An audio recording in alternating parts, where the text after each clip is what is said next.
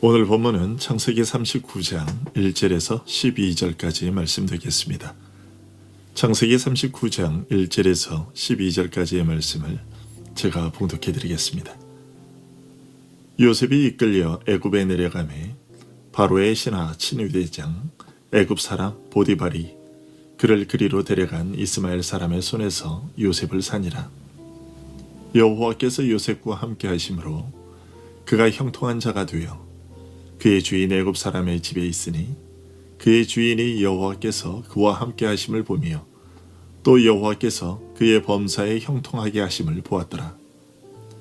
요셉이 그의 주인에게 은혜를 입어 섬김에 그가 요셉을 가정 총무로 삼고 자기의 소유를 다 그의 손에 위탁하니 그가 요셉에게 자기의 집과 그의 모든 소유물을 주관하게 한 때부터 여호와께서 요셉을 위하여 그 애굽 사람의 집에 복을 내리심으로 여호와의 복이 그의 집과 밭에 있는 모든 소유에 미친지라. 주인이 그의 소유를 다 요셉의 손에 위탁하고 자기가 먹는 음식 외에는 간섭하지 아니하였더라.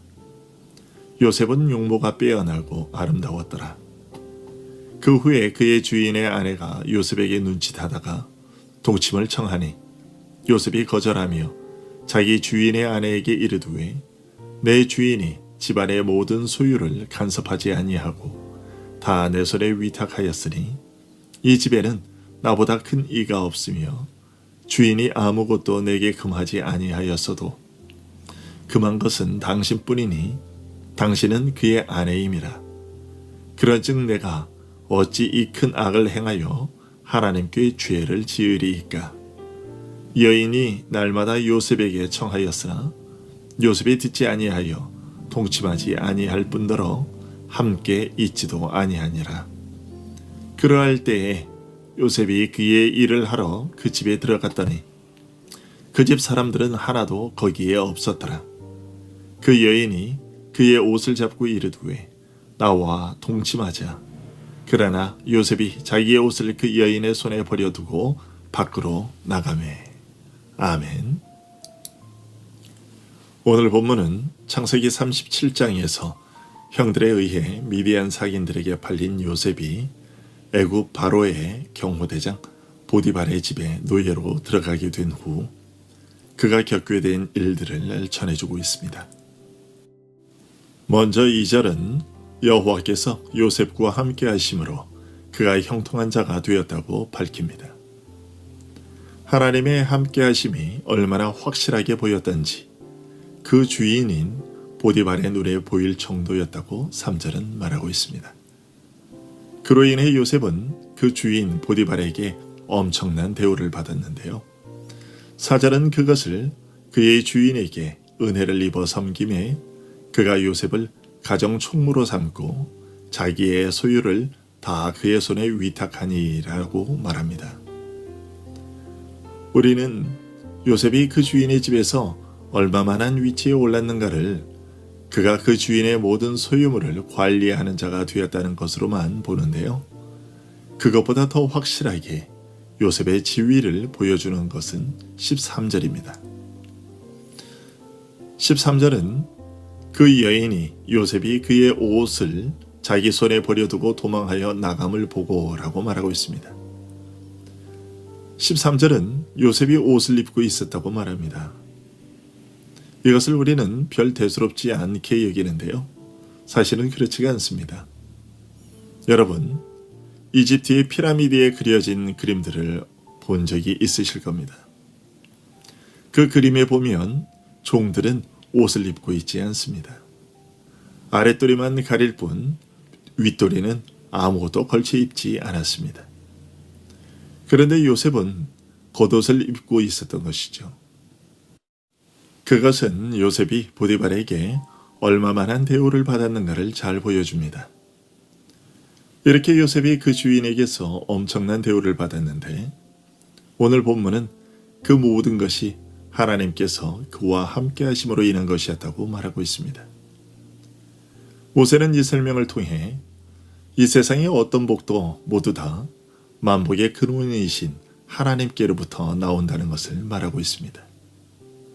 세상은 자신이 형통할 때 자신의 근면을 그 원인으로 돌리거나 자기들 스스로 만들어낸 행운의 여신이 자신과 함께 했기 때문이라고 찬양합니다. 그러나 성경은 우리들을 이런 타락한 생각에서 멀리 끄집어내어 모든 형통함은 하나님으로부터 온 것임을 알라고 선포하고 있습니다. 그러나 하나님의 함께 하심으로 인한 요셉의 형통은 아직까지는 제한적이었습니다. 2절 하반절은 그의 주인 애굽 사람의 집에 있으니 라고 말하고 있습니다. 종으로 팔려온 요셉에게 있어서 가장 형통한 일은 무엇이었을까요? 그것은 자유자가 되는 것이었을 겁니다. 그것보다 더 바람직한 일은 없었을 겁니다. 그런데 요셉이 비록 형통한 자가 되기는 했지만 그는 여전히 종의 신분이었다는 것입니다.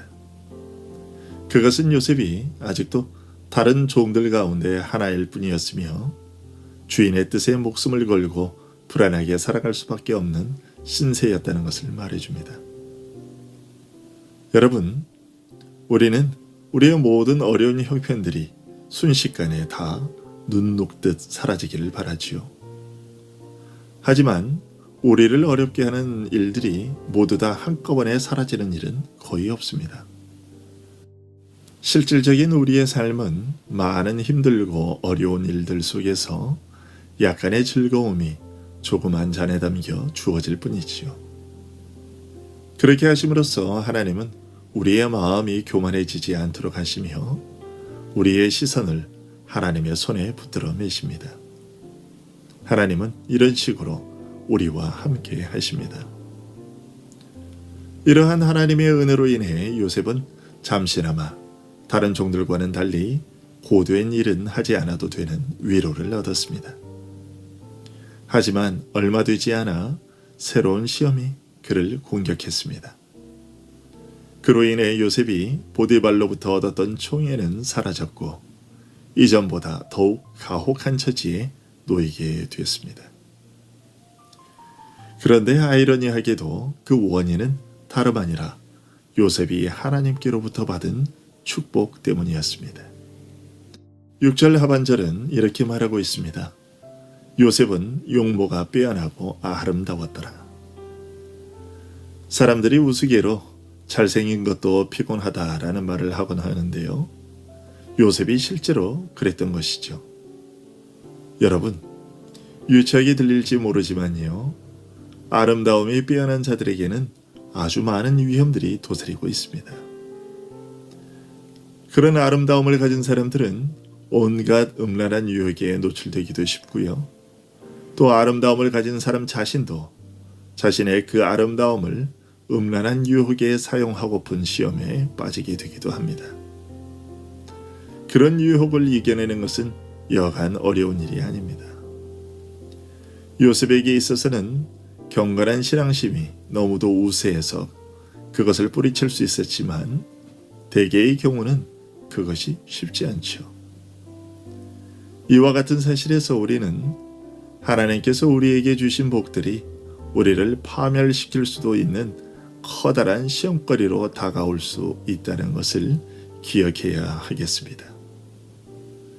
요셉의 잘생긴 외모는 분명 하나님께서 그에게 허락하신 복이었지요. 하지만 사단은 그 복을 오히려 요셉을 무너뜨리는 데 사용하려고 했습니다. 오늘 본문에서처럼 사탄은 요셉을 파멸시킬 수 있는 수단을 전혀 다른 방향에서 끄집어낼 줄 압니다. 그러므로 우리는 하나님께서 극히 많은 위험 가운데에서 그의 성령으로 우리를 제어해 주시고 우리에게 내어주신 은사들을 때묻지 않고 순수하게 보존해 주시도록 늘 기도해야 하겠습니다. 요셉은 이와 같은 주의사항을 명심하고 경건함을 지키려고 노력했습니다.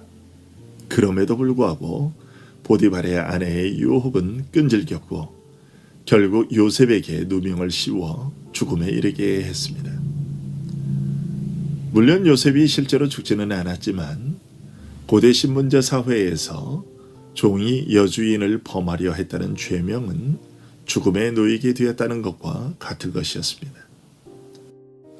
고대의 신분 제도에 대한 이해를 갖고 있는 분들이라면 요셉이 주인 아내의 명령을 거절한 것이 얼마나 대단한 일인지 알 수 있습니다.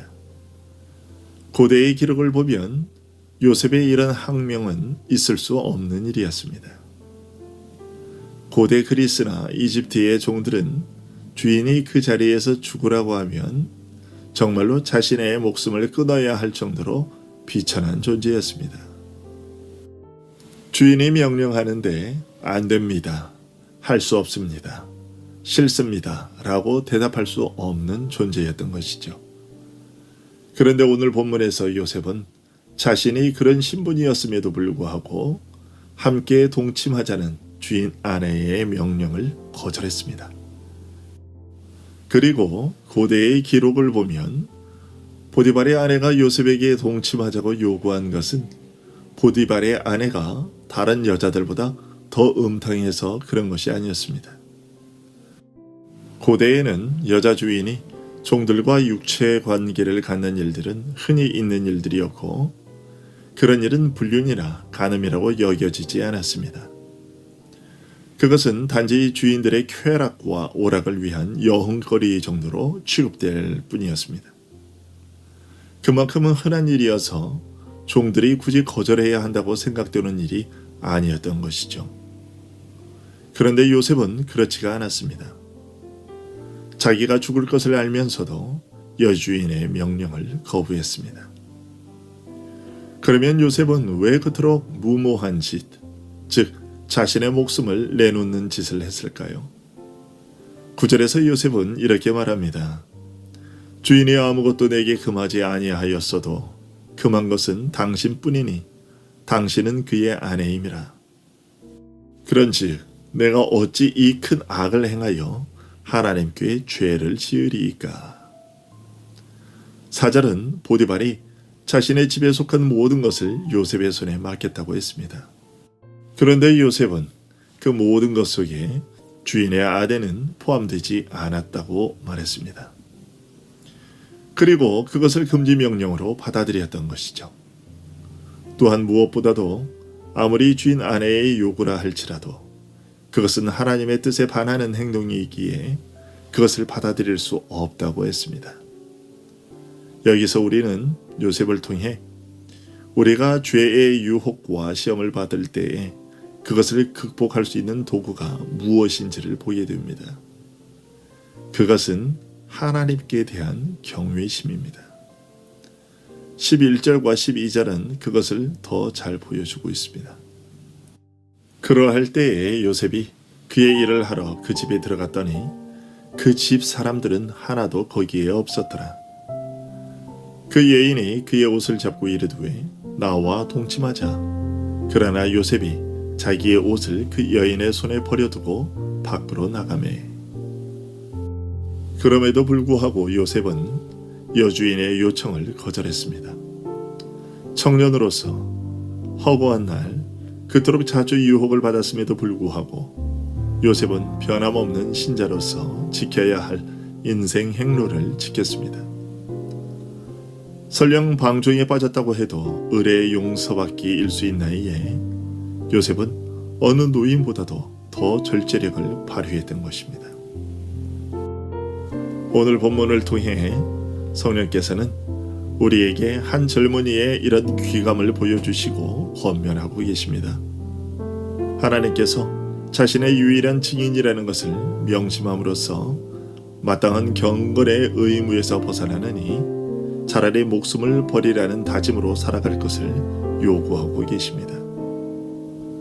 오늘도 이와 같은 경건으로 음란한 일이 만연한 이 세상에서 주의 백성의 순결함을 그들 앞에서 증거하며 살아가는 우리들이 되기를 바랍니다.